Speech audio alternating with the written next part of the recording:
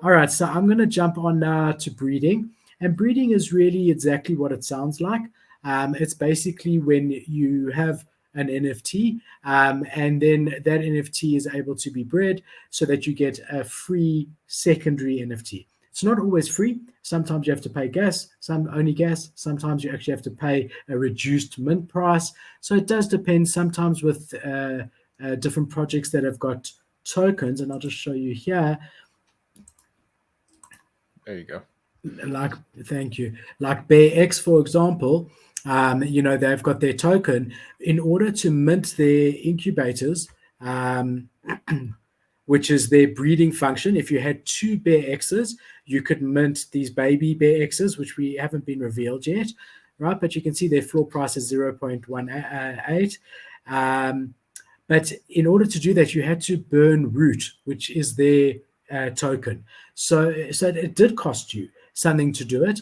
But breeding is basically taking two, and then from that having the ability or the option to breed a third. And if you don't have two, or if you don't have enough of those tokens, you cannot make this third collection. So the nice thing about that is that it makes it quite exclusive when it is done this way, compared to just everyone who's got one is going to be airdropped another one or whatever it may be. This makes it quite exclusive because you had to hold at least two BearXs for about 45 days in order to get enough root to be able to mint it. And they're closing this in a few days' time. So whatever's not minted will be burnt from the baby side.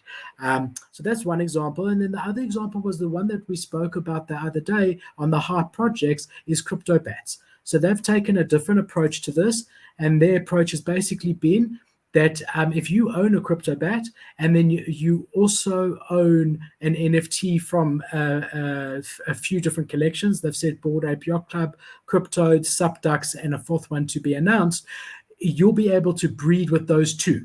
So you just need one bat in order to do it.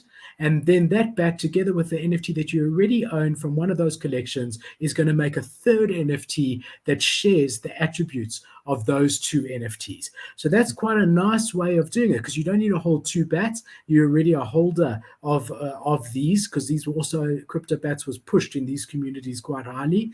It allowed CryptoBats themselves to get good partnerships also. And another example, just a unique way that projects are doing breeding. That's really cool, actually, that they're able to integrate different communities and different NFTs and artworks. That's a really outside of the box way of looking at breeding. That's cool. For sure. I want to actually see if I can find, there was a preview that they had on their Discord. I just want to see if I can find it quickly, because I think it was in sneak peeks here, if I'm not mistaken. No, announcements maybe. If it's not here, we'll just move on. But they showed how there's a Subduck special one that they had done. Okay. Interesting. Which is really cool, yeah, because Subducks is one of them.